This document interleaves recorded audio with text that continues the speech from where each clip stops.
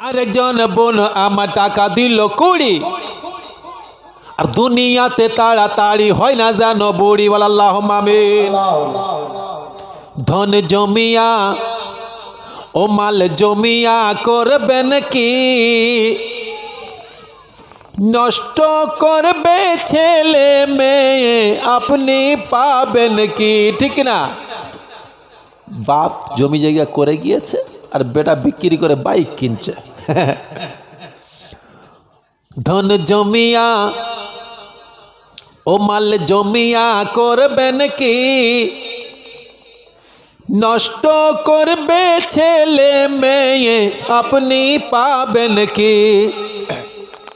দান করিয়া গেলে না আর নেকি নিলা না, নেকি না থাকিলে আল্লাহর সঙ্গে দেখা হবে না।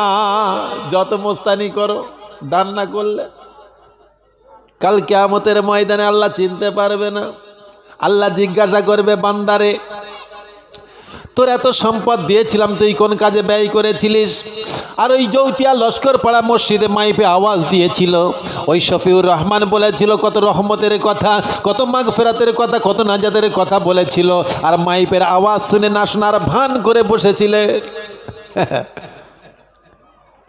কাল কিয়ামতের ময়দানে আমার আল্লাহ বলবেন যে মাইপে আওয়াজ দিয়েছিল কত রহমতের কথা, আল্লাহর বড়ত্বর কথা, আল্লাহর গুরুত্বের কথা, মসজিদের কথা বলেছিল, আর মাইপের আওয়াজ শুনে না শোনার ভান করে বসেছিলে।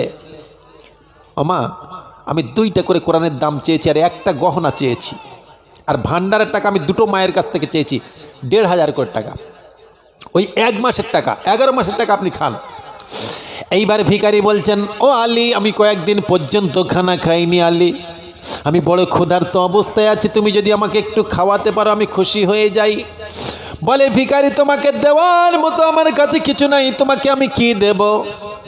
বলছে আলী শুনেছি তুমি কোনোদিন মিথ্যা কথা বলো না, তুমি কেন মিথ্যা কথা বলছো? তোমার কাছে তো আনার আছে, তোমার কাছে ডালিম আছে, তুমি মিথ্যা কথা বলছো। আলী চিন্তা করছে আমার পকেটে ডালিম, এ ভিখারি জানলো কি করে? আরে তো ফেরেশতা। আলী বলছেন ভিখারি রে তোকে দেওয়ার মতো আমার কাছে কিছু নাই, আমার কাছে আনার আছে আমার বিবি ফাতেমাকে খাওয়ানোর জন্য।